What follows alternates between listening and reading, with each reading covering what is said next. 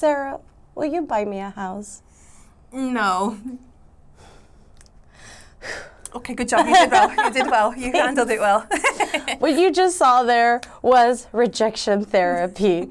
So rejection therapy, this is kind of this pop psychology, psychotherapy, things that you may find online, specifically on TikTok, where they have a rejection challenge, hashtag rejection therapy, rejection challenge, where people are encouraged to get rejected in order to form a thicker skin. So much like what I did there. I asked for an over-the-top request and I was turned down, sadly. But did you see how I handled that? Great job, Pauline. You did a great job. Very well. And it will help me over the time. Or is that's what is being said. With rejection therapy, they say it's like a muscle. Think of when you exercise, it is painful to grow your muscles. Same thing with getting told no. Most of us, we're not used to getting told no. And because of that, we're not able to regulate our emotions and deal with the situation when we face the no.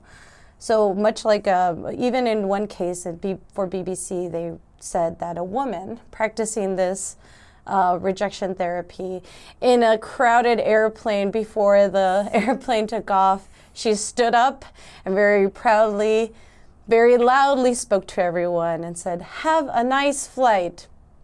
And silence. And she sat down. Nightmare fuel.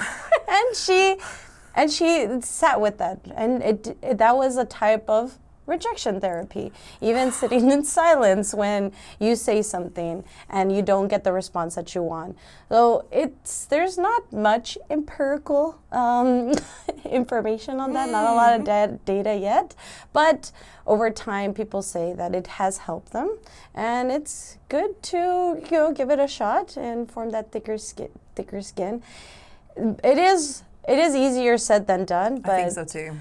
I don't think it's much of it's not much of an ask, because it's really easy to do, and as long as you're not humiliating someone or asking for some sexual favors or something that is just deemed inappropriate, I think it'll be good to practice. Everything takes practice, even being told no, like what just happened to me now. So now I know where we stand. You won't buy me a house. Girl, I can't buy myself a house.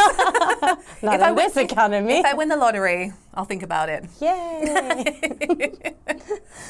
So when we think to ourselves, do not think of this situation, right? When we do the rejection therapy, you're expecting, let's say, for example, if you weren't practicing the challenge, you would be expecting a response, right? And most of the time you ask for something because you expect a yes.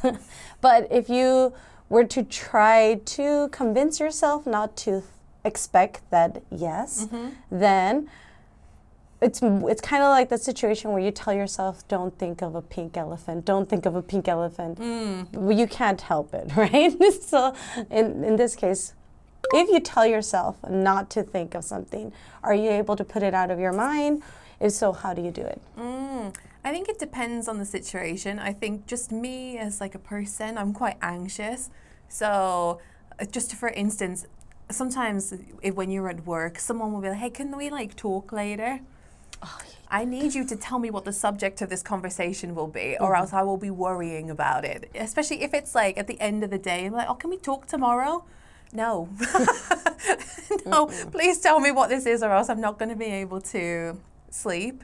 So if it's something that is worrying me, I think it's very hard to put that thing out of my mind. But if it's just a random thing, like an everyday appointment or something like that, I'm actually pretty forgetful. So if something happy distracts me, then the memory of that thing is gone. But if it's something that's anxiety inducing, then I find it really hard to put it out of my mind. Right. How about you? I think I'm the same with something that's anxious inducing. I will just think of all the worst possible things that I could have said or done that required somebody to bring up having to talk to me. Yeah. But if it's something that I shouldn't I'm trying to get myself from thinking, let's say I'm very excited for an upcoming event and I just can't wait, but there's no point in wasting my time thinking about it. Then, like you said, distractions work. I started cleaning the house, so maybe start studying Korean at the time, something to distract myself. Yeah, something to take your focus away. Yeah. When was the last time you rejected somebody's request for something, and how did you say it? I think you aside. Oh, was it me? Sorry. I work with children a lot, and so I reject children a lot. I think that it's because usually it's something small, like can I do this, can I do that? I think it's very important for children from a young age to hear the word no. Right. I think I grew up to be a reasonable human being, and I heard no a lot from my parents. Me like, Mom, can I have this? Mom, can I do that? No, always. And so as a teacher, I think it's important to kind of instill that no rejection therapy maybe into children so that they understand that they can't always have their way. And I think it helps them to grow up to be better people, even if it's just like, teacher, can I eat this now? Teacher, can I go to the bathroom? No, just sit down for a little bit, follow some rules. How about you? Same. I've learned how to say no. I used to say it in a way that led to more questions or more pressure. No, not right now. Maybe later, and then they would persist.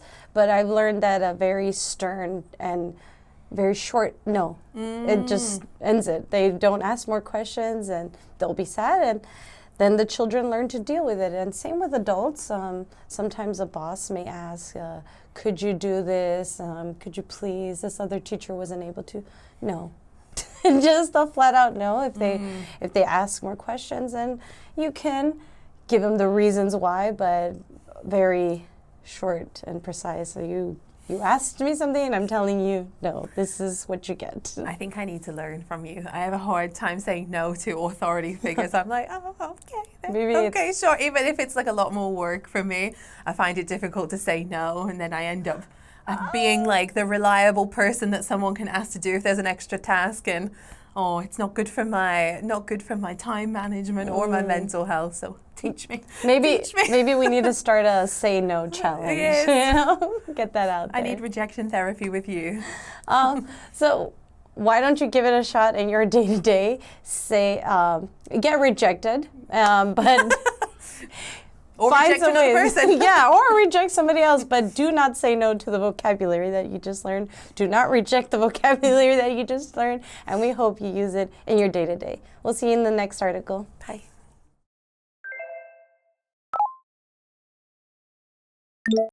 Thick skin. Thick skin. Illicit. Illicit. Bask. Bask. Analogous. Analogous. Empirical. Empirical.